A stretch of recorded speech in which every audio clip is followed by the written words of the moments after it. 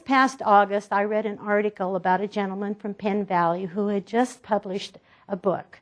And the title of the book is So Brave, So Quiet, So Long, which is a compilation of the stories of 34 men and women veterans, primarily from World War II.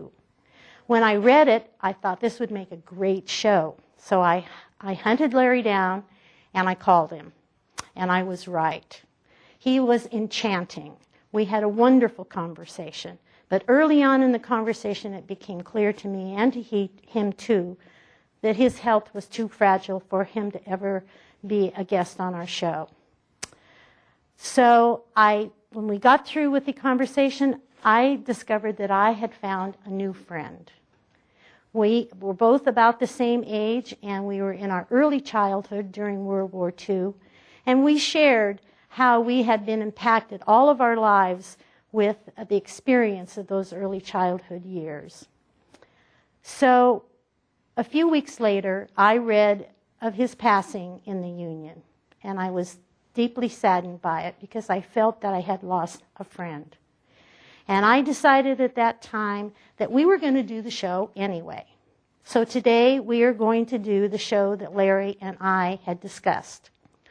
So for those of you who know Larry and love him, we join you in the celebration of the life of this wonderful man.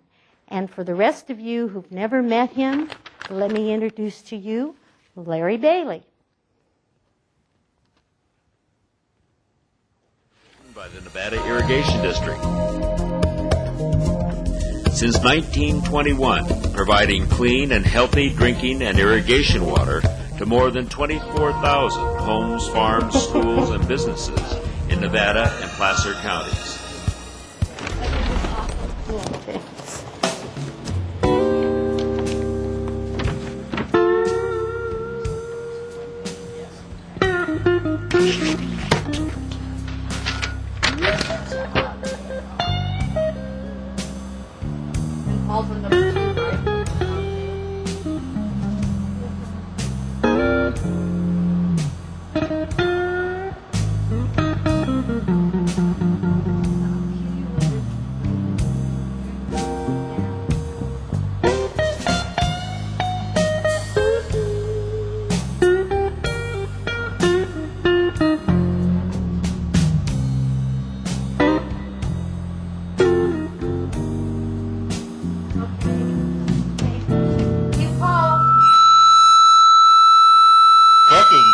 Nevada County Interviews. I'm your host, Paul Minicucci, and I want to thank my producer and director, Gail Woodman, for that stirring introduction, because today we are privileged to celebrate the life and work of Larry Bailey, who just recently published this wonderful book, So Brave, So Quiet, So Long, a remembrance of our fighting folks, mostly during World War II. For me, it's an important show because my father was a fighting member of the American forces in the Tank Corps in Czechoslovakia and Eastern Europe during the World War II, and I have many remembrances of his life as a soldier. And I think it's incumbent on us younger folks to remember this generation that worked so hard, strived so brilliantly in defense of America during one of our darkest eras. And through their bravery and their work ethic, rose above all the challenges, and we were victorious in World War II, or God knows what kind of world we would inhabit today. And Larry Bailey shared this passion and wrote this wonderful book about people in our armed services. And so I'm privileged today to be joined on stage with some folks who knew Larry very well, and two of which are subjects of the book. So I have with me Dave Henderson, Ted Ross, and Dick Landis. Thank you, gentlemen, for joining our show today and talking about Larry with us and sharing your insights. And as it is our custom on our show, we like to get to know you a little bit. So Dave, tell me, where were you born and raised? I was born and raised in Waukegan, Illinois, the hometown of Jack Benny and a writer named Ray Bradbury, who I admired very much. That led me into the career that I followed ever since. Right. Now, in your real life, outside of the studio, you publish books. Yes, I do. I've had a long career in magazine and newspaper publishing, and came to this area with the idea of doing books. And started out with just a little telephone directory for our community, and are expanding now into fiction and nonfiction publishing. Tell us a story about Hugh Hefner. That was kind of interesting. Oh, when I had one semester of college, and that was the extent of my education at the time. But I had this strong ambition to be a writer, and needed to find work in a magazine so I could see how it's done, how stories are evaluated. The Playboy magazine happened to be located only 30 miles from where I lived. It was publishing fiction. It was a popular magazine on campus, so I thought, why not start there? I wrote a letter to Hugh Hefner and said I would work for him for practically nothing if I could just come and learn the business. He thought that was an admirable thing to do, put me in touch with one of his directors, and they took me on for a while. Tell me a little bit about how you evaluate manuscripts that you come across. There's a lot that goes into the evaluation of a manuscript, but it really starts with the intent, the purpose behind a book. And in the case of Larry Bailey, for instance, there was no question about that. He had not only one story to tell, but 34 stories to tell, and had told them very effectively in the Wildwood Independent. But we needed a way to bring it to an audience in a more permanent fashion, and for the book. Right. And we're real happy that you decided to publish it. I was very happy to do it. Ted, tell us about yourself. You were born and raised in Idaho, I understand. Yes, I was born in Twin Falls, Idaho, which is south central Idaho, right on the Snake River. Evel Knievel put my hometown on the map when he tried to jump across the river and didn't quite make it. But I grew up there and went to high school and junior college in Twin Falls, and then went into the Air Force in 1970. And what led you to go into the Air Force? I had basically got to the point in my college career that I could afford to fund, and I knew I needed to have assistance to get the rest of the college education that I wanted. And at that time, out of the 4 services that I evaluated, the Air Force appeared to have the most educational opportunities. So that's why I picked the Air Force. You did graduate and got an MBA as well, is that Yes, correct? I did. I was able, after a year enlisted in the Air Force, to get into a college program where I got my bachelor's degree in science in management information systems at Colorado State University. And then later on, I was able to get an MBA from Rensselaer Polytech, and basically the government was paid for both of those. I used the GI Bill to get my master's degree. So. And during your course of work with the Air Force, you did have some very interesting jobs. One was working with U-2 planes. The U-2 and also the SR-71. Right. I had a 28-year Air Force career and basically spanned 9 airplanes. I started with navigation training in Sacramento at Mather for a year, flying the T-29. Went down to Merced, to Castle Air Force Base, to learn the KC-135, which was really the first airplane I was in. And I was there for 4 years, and then transitioned to the FB-111. This was at Plattsburgh, New York, right on the Canadian border, almost in upstate New York. Flew the FB-111 for 4 years, and then was able to get selected for the SR-71, which is what brought me here to Nevada County and to Beale Air Force Base. And I flew the SR from 1982 to 87 as a reconnaissance systems officer, the navigator in the back seat. Tell us about that aircraft. That's the world's fastest aircraft that was ever built. It routinely flew over 2,000 miles an hour on every single flight. Someday I'll be able to say exactly how fast I really went and how much above Mach 3, which is 3 times the speed of sound. It flew above 80,000 feet. At those altitudes, I could see the curvature of the Earth and the color bands of the atmosphere. Very exciting. Pretty exciting to be in the astronaut suit and be in that airplane. Right. And scared the heck out of people in Nicaragua at one point. Yes, I did have a mission the day before Easter Sunday. We had heard that Cuba was sending 6 MiG-21s to Nicaragua. And at that time, there were no jet aircraft in all of Central America, so that was going to be quite a destabilizing event if that were allowed to happen. So I actually flew on a Saturday from Beale, and we literally mapped the entire Gulf of Mexico. We did not find the ship that had those MiG-21s on it on the way to Nicaragua. The following day, another crew from Beale flew, and they flew over Nicaragua. And at that time, Noriega was in the central plaza of the Capitol making a speech to about 1,000 people. And when the sonic boom hit the ground, they thought they were being bombed. So everybody ducked and scattered. The ship that was coming up a river at that time turned around and went back to Cuba, and those airplanes never, ever were operationalized in Nicaragua. So that was an event where literally waving the American flag and bringing the sonic boom changed the course of events Right. for all of Central America. Right. It was a stabilizing event, if you will. And speaking of making a difference, that's the name of a book penned by Dick Landis. Dick, tell us about your book a little bit.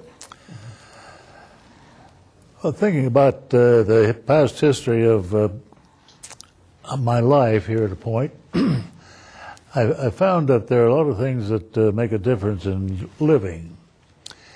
And making a difference is one of the most important things that you can expect out of your life.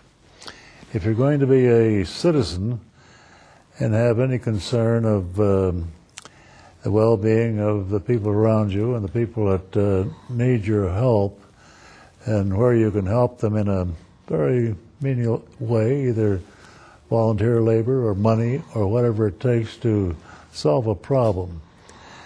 And I think that is something I wanted to turn over to my children as a matter of here's who your parents are. And this was went through the lives of both Queen Beth and myself, and it was something that I felt like telling more on just a verbal typewritten discussion. Right. And it turned out to be something that was so well received that I felt like the fact that their parents lived an unusual life, that there were a few things in there that they should learn to be better citizens and to make a difference in the world in which they live. That was the motivation for the book, and it was a good thing because I had the opportunity during my life of working for the largest food processing company in the world, Right. Del Monte. Del Monte, and it was made up of operations in 29 countries and had over 90 corporations attached to it. Right. So And you worked your way up from Del Monte. Tell us about when you, as a teenager, you actually started your career working Yes, in I food started- packing. I started by looking for a job with Del Monte after I had picked prunes and a few things during the summer. At the age of 15, I realized I had to have more money to complete my college education because my father had my family had 5 boys and 1 daughter. And I knew that the chore of putting that many children through school was a real challenge. So I went to the front door of Del Monte Corporation in Yuba City, knocked on the door, and the lady let me in and said, "What can I do for you, young man?" So I'd like to talk to the superintendent. And the superintendent was just on the other side of the wall, and he says, "Dearie, let that young man come in." And I sat and talked to him a little bit, and he says, "You say you want to attend school?" I said, "Yeah, that's why I want to earn some money." And he says, "Well, what do you want to do with your life?" He said, "That's what I want to determine." And I think it takes money to really study and focus on something that's important to you. So we talked for a while, and he called a lady in that was in charge of all the women, and incidentally in charge of a lot of men, a lot of piece workers and the people that service the canners, and that sort of thing. And she gave me a job, just worked my tail off for one summer. And partly it was because she knew your father, who was Oh, yes. ran a the, hairdressing, who was the hairdresser in town. The superintendent knew my father, too. He said, "Are you John's boy?" And I said, "Yes, sir." He said, "Well, you know, he cuts my hair." So he called this woman in, and she said, "Are you John Landis's boy?" I said, "Yes, ma'am." He said, "Well, he fixes my hair." He ran beauty shops throughout where we've lived, starting in Oklahoma, and he was one of the first people to bring in women's hair curling machines. One of those things, the big knob on Right. every package. Which is a staple now. And he had quite a reputation as one of the Right. better operators in the state, and came to California, and he owned 3 or 4 saloons here in this area while we lived here. Then he finally went into the insurance business because he knew everybody in town. Right. So I had a very favorable tour with Del Monte because I did. After a couple of years, I was sent to. Well, after I worked there a couple of years, I was made a foreman, and that put me on salary, which, At age 17, right? yeah, And you were making, what, $100 a week? yeah, and Which is a remarkable achievement. so I had about $3,000 when I started to school, Right. and that was a big help because I Sure. worked all the way through school. I Yeah, ran the student dining hall for a couple of years, and Which is necessary because you had 5 siblings, right? no, I had one. Oh, one sibling. One child was born while I was overseas. My wife insisted that we get married before I went overseas, and the insistence became rather grave because she called me one day and said, "I'd like you to get Friday off." And I was in flight school. And I said, "Beth, I can't do that. They'll throw me out of the service." Dick, would you ask the captain of your station this? You could have a day off Friday. So, Beth, please. Okay, Beth. So I did, and he thought just as I suspected. He says, "Dick Landis, I can't have a day off. But if you take a day off, why, you'll have a lot of time off." And so I said, "Well, can I leave early on Friday?" I said, "I leave here at 5:30, and you shouldn't leave before that. If I see you have left, you're still in trouble." He said, "Furthermore, you'll be back by 4 o'clock Sunday because that's when I check in." Right. That's the standard for this airbase. Well, anyway, we got along fine, and I borrowed a car, borrowed some gas stamps, drove down to Lindsay, California, from where I was stationed, and was married Saturday morning, and Sunday we stayed overnight in Fresno. Saturday night, I got up early on Sunday and paid a visit to the pastor who had performed the service. Right after that, we drove back to So you made it back on time. Dos Palace. Got there just on time. Well, thank you for that story. That's really enchanting. And Dick has to tell the truth because his wife's in the audience here today. So we don't want you to tell any lies here, Dick. So part of my life. yeah. So let's talk a little bit about how each of you got to know Larry, and then we're going to show some slides of some of Larry's travels. I understand Larry was a great travel aficionado and would find really exotic places to go. Yes, well, I'd known Larry about 12 years, but not really got to know him so much except for the last 6 months of his life because of our work on the book. And Right. he shared some stories with me. He was a close buddy for most of his life with another fellow member of our Rotary Club who is now gravely ill, Marty Martin. And they traveled the Route 66 television show route backwards from California to Florida to deliver a car for somebody. And they turned it into an adventure where they got involved in things in the various communities they passed through, much like the old Route 66 TV program. He'd always had kind of a love for the exotic and the adventurous, and they went to places like Cambodia and Vietnam and up the Amazon jungle and Peru and so on. He and his wife Diana made those journeys together, and they'd typically take about 5 weeks out of each year to do that kind of travel. It made him a well-traveled person. He's also a very well-read person. It made him a very intellectual person, someone that you'd have to struggle to keep up with if you wanted be on the same level of experience and intellect that. And that comes through in his writing, of course. It does, very much so. So we have a few photographs, and if you guys would be so kind to talk over them. So this is Larry in Vietnam. Yes, I couldn't verify that site because I haven't seen that picture before among the ones he showed me, but it certainly is typical of his place. Actually, maybe is that the mountain in Japan, the volcano? Mount Fuji. Mount Fuji? Yeah, it said on the slide, it said Vietnam, so that's all Okay. Yep. Okay. So, and that is his wife, Diana. Yes. Okay. Next?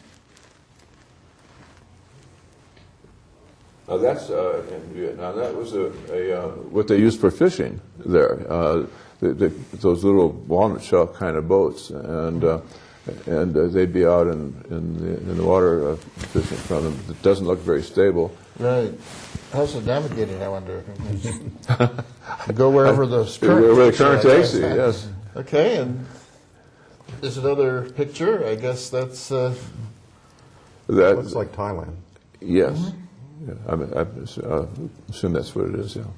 Okay, next. That's, I believe, Cambodia. And that picture, by the way, we zoomed in on his face on that one to use on the back cover of the book. He was very disappointed with all the pictures that he had. He didn't think any of them portrayed him very well. This one, he agreed, he kind of had a little resemblance to Ernest Hemingway, and he talked about maybe sending that photo to the Ernest Hemingway look-alike contest that they hold down in Key West every year. And he thought maybe being an author would give him an extra leg up. That one... This is called the Buddha in the bus, or the bus Buddha? Yes, I don't know if that was a... I guess it was a bus. The seats look kind of like they could be in an airliner, too. But, yes. I didn't know that he was musically talented until I saw this picture, but I think that Played some kind of instrument. some kind of exotic Eastern instrument. He had to try everything in the culture he went to. He tried their instruments. He tried their weapons. I think coming up there was a picture of him with a blowgun. And look at... Yes. A python wrapped around his neck. Another. What this is, but... Right, next. This one, there's a little question about it. There was a writer that he much admired among the many authors, and this one had stayed in this suite at this hotel in Paris, and he wanted to stay in the same suite, and I think that's the balcony of that hotel, although I could be confused because he traveled so many hotels and balconies. Is that sort of typical of stance? Yeah. Now here's doing karaoke. That's what it says. And was that something you knew him to do, or is that no? only on the 5-week summer?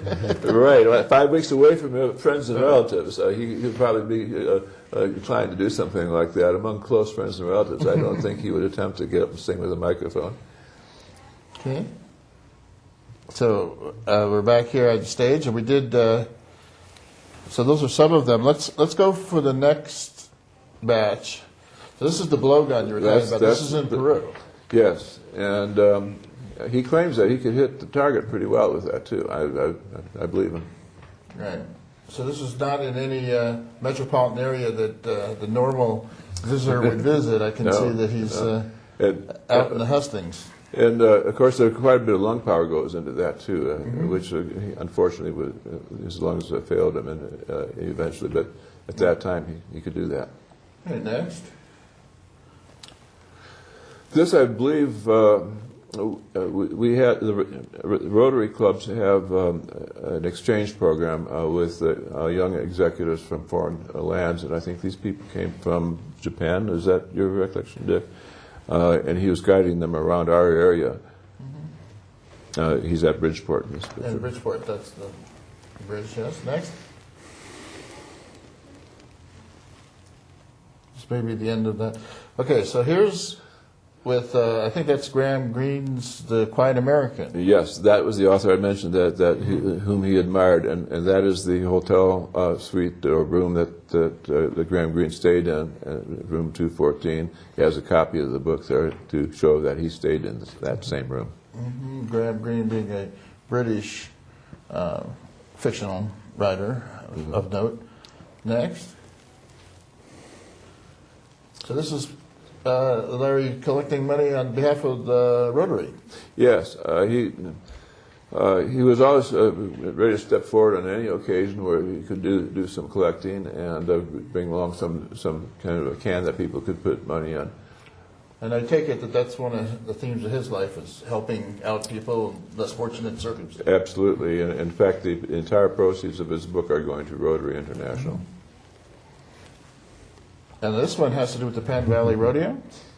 I guess so. Now, that's Marty Martin. That's Marty his lifetime dear friend, and who we all need to do a little bit of praying for right now.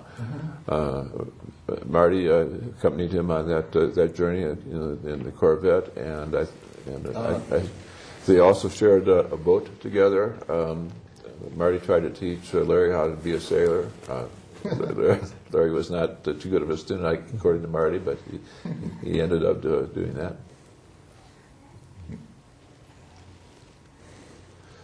And there's Dick and Beth, Dick Landis and Beth holding up the certificates that were presented to him. But I think this was when Larry was club president and brought Dick and Beth into our club. Mm-hmm. And the gentleman with him is, I'm just drawing a sudden blank. He's a longtime Rotarian from Grass Valley, currently assistant district governor. Mm-hmm. And if I had my brain on today, I'd tell you his name. I'm sorry about that. So this is in his office? I believe that was at a Rotary Club meeting. Now this is where Larry is passing the torch, as it were, the chairmanship and the presidency of the Rotarians to Mike. No, that's Mike Dobbins. He is the editor and publisher of the Wildwood Independent, who ran the original series of articles that Larry wrote on called Patriots, which became the basis of this book. This, I think, was Mike must have been presenting Larry with a gag gift at Larry's demotion party when Rotarians thank our outgoing president for his services by treating him like a bunch of jokes. Right. There's Dick Landis and Larry Bailey with Chuck Yeager. General Chuck Yeager. The right stuff fellow. Right, and for people who don't know, Chuck lives up around these parts. Yes, he does. He's a Penn Valley area resident, and the three of them got together in a restaurant. They just kind of ran into each other, and you've got three pilots there, and Larry's career as a pilot was limited to the Air National Guard in Nevada. He regretted that he wasn't able to fly in rocket planes like Chuck Yeager or fighter planes like Dick Landis, but he knew all about those planes and what their capabilities were. Next. Now, Rotarians have a relationship with the fire department, is that correct? Yes, and the fire chief there is a sergeant of arms of our Rotary Club, and Larry Bailey served on the fire board, an elected position for 1 or 2 terms, and I think they're showing off some new equipment that the fire board was able to acquire with some help from Rotary, and just generally through Larry's activity and getting things passed. Talk a little bit about this. So you're all members of the Rotary Club, is that correct? No, you're not. No. These two gentlemen. My wife is. However, yes, Right. Ted's wife is, and a very active and strong member of our club, too. So, and that's Gene Vanderplas, by the way, the fire chief. Mm-hmm. And so tell us a little bit about some of the causes the Rotary supports. Well, internationally, I would almost need a catalog of things to go through. Rotary supports Polio Plus, a move to eradicate polio from the planet, and we're down to just very few pockets of polio still in the world, largely through those contributions. Larry here is involved in organizing an off-leash dog park for the Penn Valley area, the first one in the county where people could bring dogs off-leash for socializing and training purposes. That was a small park to start with. It has since been dismantled and replaced by a much larger park, but he pioneered the concept of it. Now, these dogs, do we know who they belong to? I think they're friends of Larry's dogs. Larry has 2 champion water dogs, I think they're called. They're sort of like poodles, black and curly, and very well trained. And they've won some awards. I especially like the portrait of the dog here. Yes, right. I think that portrait was one of Larry's possessions. Well, thanks for taking us on the, helping us with the tour. So we get the sense, that Larry was a guy who was involved in a lot of things. Very much so. Well-read, very educated, and a very giving person. A very worldly person, and of course, in his business career prior to retiring in Lake Wildwood, he worked for various telecommunication companies, AT&T among them, and I at one time commanded a $100 million installation and was in charge of inventory and repairs and equipment and all of that, sales inside and outside. I mentioned to you guys that I had noticed a quote by John Kennedy, and I thought this was apropos of the stories in this book. Right. The quote was, "A young man who does not have what it takes to perform military service is not likely to have what it takes to make a living." And I think that this is a very true statement. My father used to talk about the fact that as a young man, you may be 20 or 22, and you're engaged in World War II, which is probably the biggest endeavor the world has ever seen. Coming home after that is a little bit difficult for some people to assimilate back into, what else could be as big or as meaningful in your life, But you guys have been, successful in business. Do you think, Dick, that your training in the military really did make a difference for you? I think it matures you an awful lot in the sense of your relationship with people, with danger, with fighting a war that you don't like or you can hardly stand, because I entered the service 2 days after Pearl Harbor. Right. And spent the 5 years in the service, and after 2.5 tours, I came home because I had a lot waiting for me when I got home. Right. And the war in Germany was just about over.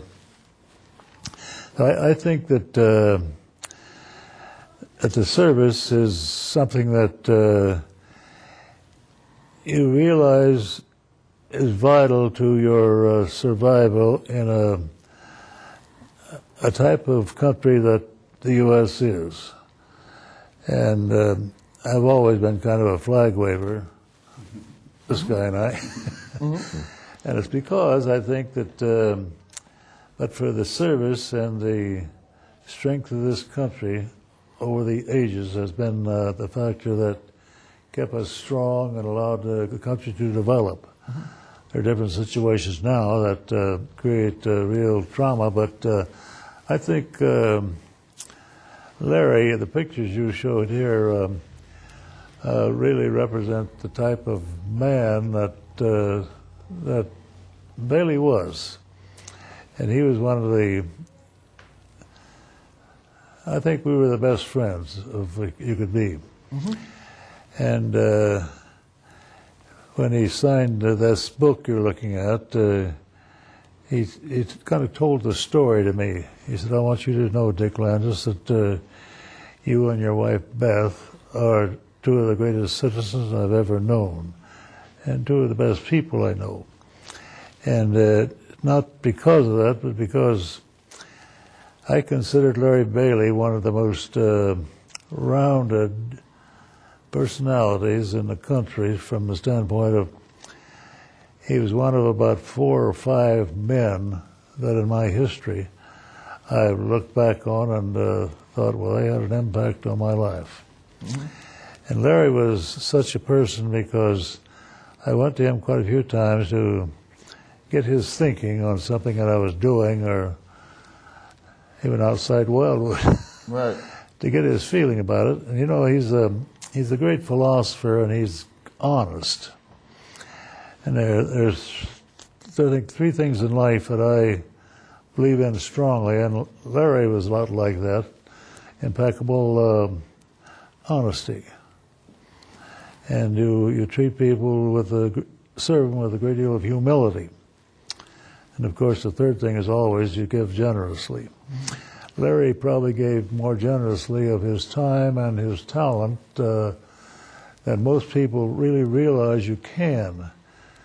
And he probably represented the very factor that you're talking about this book, Making a Difference. He made a tremendous difference in this area, and that's why I think people look at him and loved him for who he was, what he did, and the type of person he actually was. And one of the things I wanted to mention, in your own history, joining the war effort was a difficult decision for you because of your particular religious belief. Yeah, I belonged to a group of the church, and I grew up in the church that was opposed to war, kind of like the Mennonites, but this is called the Church of the Brethren. Mm-hmm. And my great-grandfather was the founder of a dozen churches across the country from Lancaster, Pennsylvania. That's the place back there is overrun with Landises who were part of the Protestant Reformation in Switzerland. They moved to Germany, then to Holland, and over here. Right, Lancaster, sort of the center of Mennonite That's right. culture. You know. It's a very interesting place, and I was there several times. One time I picked up a picture of the Landis Bridge, and my wife painted the bridge with four types of weather. And I said, "Oh, aren't you painting one for me?" He says, "You're always stormy weather." But anyway, I think that's the type of relationship that you have with certain people in the world. And I mentioned 4 people. There are people that meant an awful lot to me, Right. helped form my character. And in the church, one of the people was a minister that highly educated, and he translated the original Bible into the doctrines for the church. And I got to know him real well. And when I went into service, he and several people called me in to just talk about this. And I always appreciated the thinking of D.W. Kurtz was his name, and he's a great person. He said, "Dick Landis, you make up your mind what you think is right and what you think is wrong. But you have enough background in the beliefs of the church, and if you don't agree with them, that's still your responsibility to take action." And the president of the college called me in. And the college is Laverne College? Yeah. And I'm very, very fond of the University of Laverne because it's meant a lot in my life, and I think that the representation of the policies of that school, I think, perhaps kept me on the track all through my college years. And I worked like a slave to stay there. So it wasn't all fun and relaxation. Right. But when I graduated, I spent another year at Claremont Graduate School for a master's, and actually spent quite a few summers at other schools, just on courses that I liked, and as a speaker. Because that's one of the things that I think these two people, the president of the college and the churchman, thought about me. They thought I might have made a good minister, but I didn't think that was my field. But well, you certainly have had an incredible life, and not everybody gets to be the CEO of a major corporation. So I'm sure I think it's to me it's a real privilege, because working to me was part of life.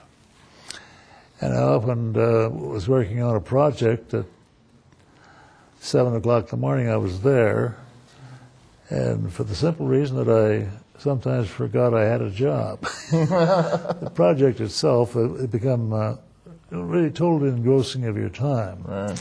And I think that's something that young people today need to be impressed with, because life isn't easy, it's hard. It's about 5% opportunity and 95% hard work. And that's one of the reasons I'm so happy to be a Rotarian, because they do a wonderful job in helping with scholarships, the 5 clubs here in Nevada County. And the one in Penn Valley is a group of really go-getters, several women, and they're a lot like his wife. She's one of the hardest workers in the state of California. She's on a 40-hour week, but sometimes her weeks are 190 or 120 when kids are looking for scholarships. Right, right. So, those things your values change over time. Now mine's basically, how can you help kids to optimize their own potential? Yep. That's why I'm in Rotary. That's why I'm very interested in the Rotary Foundation that was just established, and the fact that Music in the Mountains is Right. one of the great organizations that really shows people what the other side of life is. It's a better habitat for young people, Right. because they can go to Rotary and enter projects for singing or voice or music or science or whatever, business. And that's It's a really worthwhile Yeah. organization for sure. I wanted to get a little bit of talk about Ted. You're one of the few people who are in the book who wasn't. Dick and I both, yes. Yes. I'm sorry. No, that's okay. I know where you're going now. I'm one of only two. You're one of only two. World War II veteran. Right. But, So, how did that come to be? Did you Larry picked approach me you? to be one of the 34 Patriots for the Wildwood series.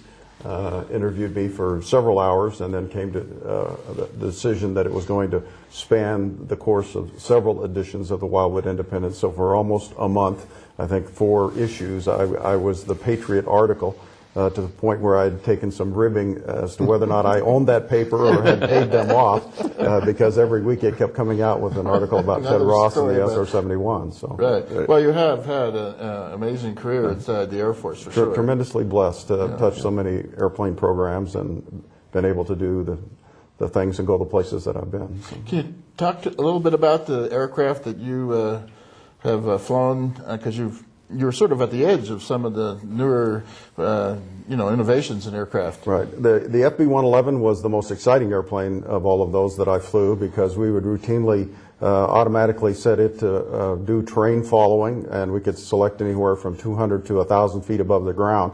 And then the computers would literally keep that airplane at that distance above the ground all the time, irregardless of what was happening on the ground. So it was like riding a roller coaster, because it would come up against the side of a mountain, turn the airplane right on its tail. We'd go right up the side of the mountain, 200 feet from the rocks, until it crested the top, and the airplane would slam down and go across the top of the mountain at 200 feet, and then right down the backside at 200 feet. So And there how were many days where Gs were you I had pulling shoulder up? bruises from the straps. Right. But we would sit there. It was a two-man airplane, pilot and the navigator, and we'd look at each other, and our flight suits just grinning, and we'd say, yeah, let's go lower and let's go faster. So, amazing. how low was the lowest you could fly an aircraft? Well, 200 at that feet speed? was the lowest Wow. that you could set where the airplane Real would fly devil. automatically. And we would fly at He's a real supersonic- devil, this Yeah. guy. We would fly at supersonic speeds at 200 feet. Wow. So it was literally the fastest airplane low to the ground. Right. I transitioned from that to the fastest airplane and the highest flying aircraft, the SR-71 here at Beale. Right. So, and like I said, we routinely flew above 80,000 feet. It would take almost 45 minutes to get up there, and we would go into a cruise state at that altitude. And if you've ever looked at the airplane, part of the wing is actually on the side of the fuselage. It's called a chine, and it looks like a boat when you look at it straight head on. And we were actually skimming, if you will, on plane on the edge of the atmosphere above 80,000 feet. And as we would burn fuel, the airplane would get lighter, go higher into thinner air, and actually go faster. So the airplane would literally fly as fast as it could on every single flight and as high as it could go that day. So it was truly remarkable engineering from Kelly Johnson, well above his time. And so that's sort of next to the shuttle, about as high a flying aircraft as we've had. Is that right? Yeah, there are no other airplanes that we've ever built that were made to sustain flight at those speeds and at those altitudes. So how many Gs are you today. pulling when you're doing those up? Well, if you think about it, we routinely only pulled Gs during takeoff and landing, because the rest of the time when we were taking pictures, you wanted to be just as stable as you could possibly Right. be. So it was a 1G controlled I know. atmosphere at those altitudes, so that the picture that you took miles and miles away from the airplane wasn't all fuzzy or whatnot. Mm-hmm. So. And so the work that you did on the U-2, I take it the drones that are flying now really are evolution from those That's definitely aircraft. true. I transitioned from the SR in 1987 to the B-1 bomber and did that for 3 years, and then was selected for the B-2 bomber program, and I was associated with that one for 2 years, and then came back to Beale on my second assignment in 1992 with the U-2 program. And I was actually in charge of all the navigators who did all the mission planning for the U-2 missions worldwide. And I did have one flight in the U-2. Navigators got to have an orientation flight. Is if that you will, right? in the U-2. What was that like? So it was good for me to have, because I was a little bit bitter when they took my astronaut suit away. I felt like I should have been able to keep it longer. And so that 5-year break I had in B-1s and B-2s, and then to come back to the U-2 program and get one flight, taught me that I was too old really to be doing that anymore, and the suit was much heavier than I remembered. It was much harder to turn the helmet, and Right. so I was ready to pass the baton, if you will, to the young guys at that point. So. Well, good. Well, we're After certainly... the U-2, and after I left the service in '98, I was selected by Northrop Grumman to be the site manager at Beale for the bed down of the Global Hawk, the unmanned air vehicle that's down there that will eventually replace the U-2. So I've kind of spanned the gamut from the fastest to some of the slowest to some of those that don't even have a pilot on board when they fly. Right. And where would we be without those aircraft right now? They played critical roles and continue to play critical roles every day in the decision-making process. Yeah. So I want to talk a little bit about publishing the book. I take it Larry wasn't particularly won over to the idea of publishing it right away. He had to sit and think about it. He was outright opposed to it originally. He thought it was going to be a vanity book, and he didn't want to have any part of that. He says he's known people who've spent a lot of money on those, and I said, well, Larry, I think we're not talking vanity here about you. This is about real about the community. And at the time, his friend Marty Martin stopped me at Rotary one time when Larry was really sick, and he told me that he had been trying to convince Larry to put this in book form, and Larry just told him to stop bothering him about it. So I told Marty, well, I'll talk to Larry. And I sat down and I gave him the information about the new style of publishing today. It's you can have books printed on demand, so that a book like this can be ordered on Amazon.com or BarnesandNoble.com or wherever else it's distributed, and it will be printed and shipped the next day. Right. So And you don't have to have a stock of You the don't books. have to have a huge stock, so there's no involvement lost, in right. lost income. And he said, well, what do you think it's going to cost me? I said, well, it's going to be about $150 to get an ISBN number and a barcode to put on the paperback copies of the book, and then you're going to probably want to buy a proof copy of the book for about $6 and shipping for about another $5 or so, and that's your investment. Under 200. Yep. So let's talk a little bit about how this book has been received and how people can get a copy of it. It's by word of mouth, without any marketing effort. He sold about 100 copies in a week after it was published, and It has some tremendous forwards with Yes. people who testifying about both about Larry's character and as well as the book. yes, Larry is very well connected with some very prominent, accomplished people. Lieutenant generals in the Marine Corps and people like Dick Landis, and endorsements from Jeff at the Union newspaper, Jeff Ackerman, various others, and of course Mike Dobbins, who published the thing originally. People who were high-ranking in Rotary. One man who was one of the 6 people covering the board of directors for Rotary International worldwide. They were all happy to endorse this book and comment on it because they all respected him as well. So how much different are the stories in this forum than they were in the newspaper? Are they different at all, or? A little bit. One of the challenges that neither he or I anticipated when he finally agreed to do the project was that the stories as they originally appeared in the newspaper were published over a period of 5 years. Right. The style of the writing had changed a little bit from one year to the next, and the lengths were quite a bit different, and all of that. So it did involve quite a lot of back and forth proofing and correcting and updating and so forth. And even then, we had to leave some things more or less unchanged that were out of style in terms of publishing format, but that we felt would be better expressed as in the original form. I think, having been someone who's been in the writing business myself and been English major and teacher, Larry's style really does capture Yes. a style of this generation. I mean, it's an earnest and sincere, straight-ahead style that really appeals to one. And in a way, it is kind of like Hemingway in that direct word order, not overly floral,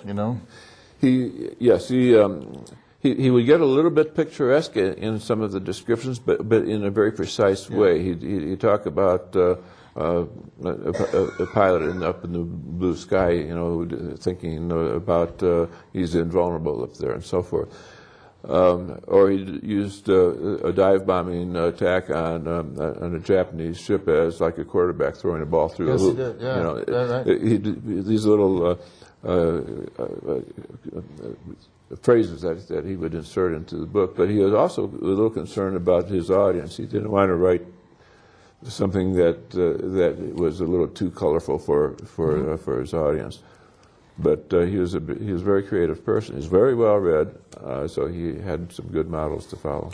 And so, what if Larry were sitting here today and I asked him what would he think people would learn from the book? What do you think he would say? I think he wants people to realize that these heroes are among us, and oftentimes they go unnoticed. And this book consists of veterans who served their country and then came home into a community like Lake Wildwood, Penn Valley, the Grass Valley area. But he says you could almost go to any town in America, and if you looked closely enough, you would find them. And they're too often they don't get the attention that they deserve for what they've done, both in wartime and in peacetime. I mean, it's partly because they're so quiet. Because they're so quiet, exactly. They're not apt to want to send a bunch of accolades and pat themselves on the back. That's just not what they learned. I mean, I think That's right. the greatest generation went through, stuff that the average person today is probably not even going to be aware of, with the Depression and the onset of the war and, the threat that Hitler posed. And so, you know, I think they learned to be long-suffering, I guess is the word. Yes, and the stories are so inspirational. I don't care whether you know these people personally or they're total strangers to you. You can't help but be inspired by them. That title, by the way, was Larry's title. I sweated for weeks trying to come up with a suitable title for him and searching the internet to see what was already in use and not, and so forth. And one day Larry called me, kind of late at night. He says, "What do you think of so brave, ... so quiet, ... and then so long explanation part. Like they're brave and they're quiet, and now they're about to depart, and we won't have them anymore." And I thought about that for about 2 or 3 minutes. And I says, "Larry, I think that's the most brilliant title I've ever heard for a book like this." Yes, and I think that's, you know, for me, reading the stories of real people doing these extraordinary things, and I often think that the ordinary only in some sense, but extraordinary in every other way, Right. rising to the occasion. Well, we have about a minute left. I just want to thank Dick Landis and Ted Ross and you, Dave, for coming aboard and remembering Larry Bailey, and hope that the audience get to know him a little bit. And certainly, where can they get the book? They can go to Amazon.com. They can order both a print book or an e-book. There, another source is called Smashwords.com. So they go there, they can have access to every other format that books are available in. For the Nook book, the Sony Reader, the iPad, Kindle, and all of those. Well, it's about all we have time for today, unfortunately, because this is a subject we could go on forever. This is Paul Minicucci signing off. Until next time, I want to thank my crew and Gail Woodman for her wonderful leadership. So bye-bye for now. We'll see you next time.